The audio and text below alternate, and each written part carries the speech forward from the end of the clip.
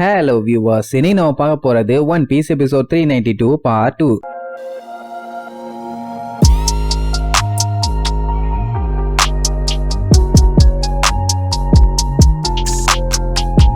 Open பண்ணா இங்க Luffy, chopper, Brook இவங்க எல்லாத்துக்குமே அம்யூஸ்மெண்ட் பார்க்குக்கு போறோம்னு செம ஹாப்பி. ஆனா அவ கேஷுவலா நீங்க எங்க போனாலும் சரி இனிமேட்டு ரொம்ப ரொம்ப கேர்ஃபுல்லா தான் இருக்கணும் பாலா. உடனே அப்படியே ஸ்டன் ஆகி போய் நிப்பானுங்க. என்ன திடீர்னு ஏதோ பெரிய குண்டு தூக்கி போடுற மாதிரி இருக்குன்னு. அதான் ஒரு மேட்டர் சொன்னாலே, லூஃபி மாதிரியே 11 பயங்கரமான ஆளுங்க இப்ப இந்த இடத்துக்கு வந்திருக்கானுங்க. அவங்களோட பவுண்டியுமே 100 மில்லியனுக்கு மேல. அதுல நம்ம லூஃபியும் ஜோரோவையும் தூக்கிட்டா மொத்தம் 9 பேர் இருக்கானுங்க. ரொம்ப ரொம்ப டேஞ்சரான ஆளுங்க. இப்போ நம்ம லூஃபியோட குரூ கிராண்ட் லைனுக்கு என்டர் ஆனாங்கல்ல, அந்த டைம் அவங்க 7 ரூட்ல ஏதோ ஒரு ரூட்டை சூஸ் பண்ணும். ஏன்னா அதை வச்சுதான் லாக் போஸ்ட செட் பண்ணி அடுத்தடுத்த தீவா போவாங்க. சோ நம்மால இப்படி போகும்போது மிச்சம் இருக்க ரூட்லயும் ஆளுங்க வருவாங்கல்ல, அதுலயும் ஏகப்பட்ட பஞ்சாயத்துகள் இருக்கு, எக்கச்சக்க குழப்பங்கள் இருக்கு. அதையெல்லாம் தாண்டி அவங்க கடைசியா வந்து ஒண்ணு சேர்ற இடம் தான் அந்த ரெட் லைன். அதுதான் இந்த ஆர்கிபெலகோ. அப்படி வந்தவனுங்க தான் இப்ப வந்திருக்கவனுங்க. அதுக்காக எல்லா நாளுமே இத்தனை பேர்லாம் வருவானுங்கன்னு இல்ல, பட் இந்த டைம் வந்திருக்கானுங்க. அதுல யார் யாரெல்லாம் வந்திருக்கான்னு பார்த்தா நம்ம லூஃபி, ஹாக்கின், டிராகு, லா அப்படின்னு அடுத்தடுத்து மொத்தம் 9 பேர் இருக்கானுங்க. இவனுங்க பேர் எல்லாமே அடிக்கடி நியூஸ் பேப்பர்ல வந்துகிட்டே இருக்கும். ஆனா நம்ம பையதான் நியூஸ் பேப்பர்லாம் வாங்க மாட்டான்ல.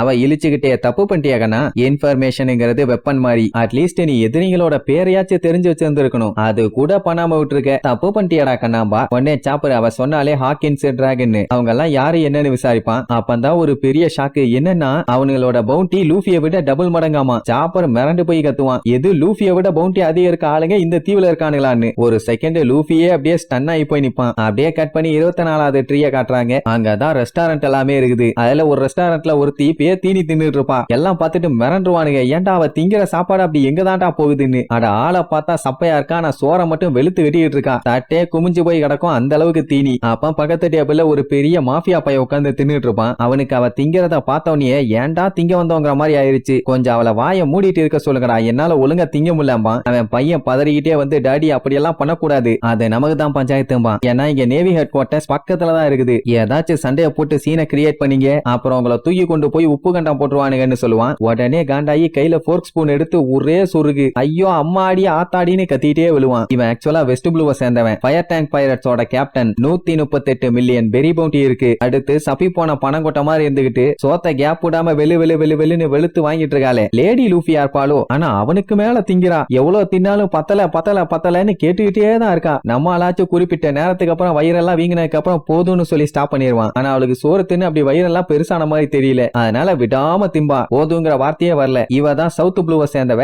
போனி பைரட்ஸோட கேப்டன். இவளோட பெரி பவுண்டி 140 மில்லியன். அப்ப வேற ஒருத்தன் தெரியாம நூடுல்ஸ கொண்டு போய் ஒரு பைரட் மேல குட்டிடுவான். அவன் காண்டாய் அவனை கொல்ல போவானா, அவனை ஒருத்தன் வந்து தடுப்பான். வேண்டாம் எதுவும் பண்ணாத, பாவம் அவன் தெரியாம பண்ணிட்டான்னு. இவன் நார்த் ப்ளூவை சேர்ந்தவன், ஹாக்கின்ஸ் பைரட்ஸோட கேப்டன். சொல்ல போனா இவன் ஒரு மெஜிஷியன். இவனோட பெரி பவுண்டி எவ்வளவு தெரியுமா? 249 மில்லியன். அடுத்து பார் ஒன்ன காட்டுறாங்க. அங்க ஒருத்தன் டெரரா சரக்கு அடிச்சிட்டு இருப்பான். அந்த டைம் ஆப்போசிட்ல ஒருத்தனை பாப்பான். அவனை பார்த்தாலே இவனுக்கு சபா காண்டாவும். அட அவனாச்சு கண்டுக்காம அவன் வேலையை பாப்பான்னு பார்த்தா இவனை வேணும்னே சண்டைக்கு கூப்பிடுவான். அப்புறம் என்ன பயங்கரமான பிளாஸ்ட் தான். அப்படியே ஒரு ஜம்ப் பண்ணி வெளியில வந்து நிப்பான். கை பாத்தீங்களா எப்படி இருக்குன்னு. அதுக்காண்டி இவன் சப்ப பீஸ் எல்லாம் இல்ல. இவன் ஏர் பைரட்ஸோட கேப்டன். கிராண்ட் லைன்ல இருந்து தான் வந்திருப்பான். லோங்காம்னு ஒரு ட்ரைபை சேர்ந்தவன். இவனோட பெரி பவுண்டி 198 மில்லியன். இவனை அட்டாக் பண்ணானே ஒருத்தன். அவன் உள்ளுக்குள்ள இருந்து அப்படியே டெரரா பேசிக்கிட்டே வருவான். உன்னை பொலன்னு பொலக்க போறேன்னு. இவன் யாருன்னா சவுத் ப்ளூவை சேர்ந்தவன், ஹீட் பைரட்ஸோட கேப்டன். இவனுக்கு தான் லூஃபியை விட அதிகம் 315 மில்லியன் பெரி பவுண்டி. அப்படியே கட் பண்ணி 21வது மரத்தை காட்டுறாங்க. அங்க இருக்க டவுன்ல ஒரே கலவரம், மக்கள்லாம் அடிச்சு புரண்டு ஓடுறாங்க. அதுவும் கத்திக்கிட்டே போவாங்க. அந்த மேட் மாங்குக்கு வெறி பிடிச்சு போச்சு.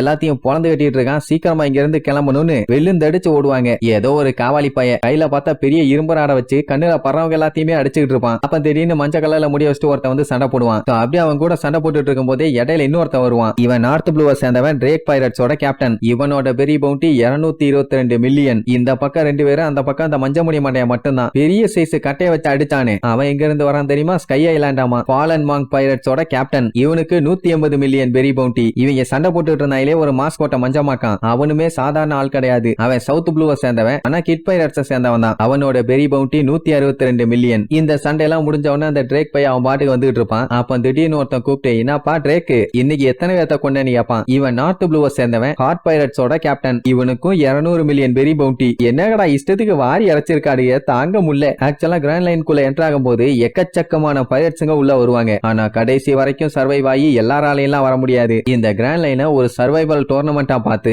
கஷ்டப்பட்டு சர்வை பண்ணி கடைசி வரைக்கும் உயிரோட வந்து சேரணும். அப்படி இது வரைக்கும் வந்து சேர்றாங்கன்னா அவங்க கண்டிப்பா நார்மல் பைரட்ஸே கிடையாது, டாப் நாட்ச்ல இருக்கவங்க தான். இது எப்படியே போச்சுன்னா கன்ஃபார்மா அடுத்த ஜெனரேஷனும் எல்லாம் கடல் கொள்ளையனா தான் இருப்பாங்க.